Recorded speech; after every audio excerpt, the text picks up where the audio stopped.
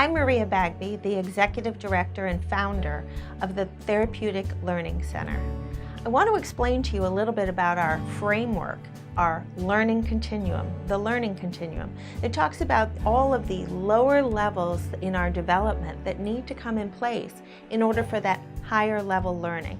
We want all of our students to become confident and independent learners that are able to operate and work inside of any environment in their future. That's why we're here.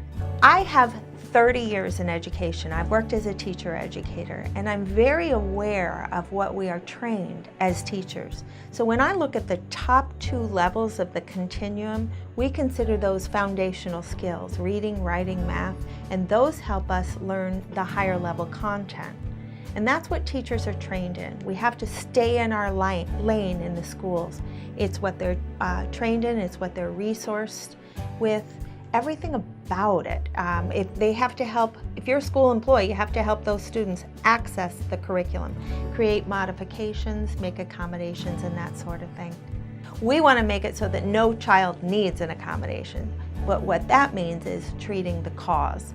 So the further down on this continuum you go, the faster you come up.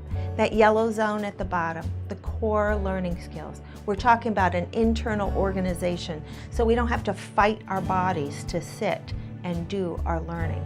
And yet if we're misfiring or too connected with our upper and lower, or have our primitive reflexes still active, and even that developmental ocular motor control or hand-eye coordination, all that is critical for learning. Let's step one area up to the processing skills area. Auditory, visual processing, processing speed, working memory. We used to say that working memory and attention were coexisting. The neuroscientists now say it's a one and the same. Why do we have two labels?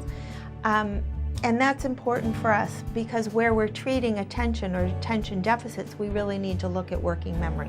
We can't just say pay attention to one thing, because none of us do that. Good readers have auditory and visual processing working in synchrony with one another. And so we really need to look at whether one of those is weak or over strong, or whether they're just not synchronizing and coordinating together. Those are 2 examples.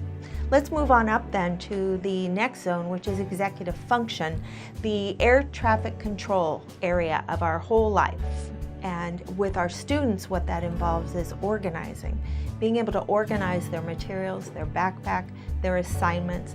Many of our students with executive function challenges are having a difficult time turning in their assignments. They may have completed their assignment, but uploading it, that's a big one. So grades are affected.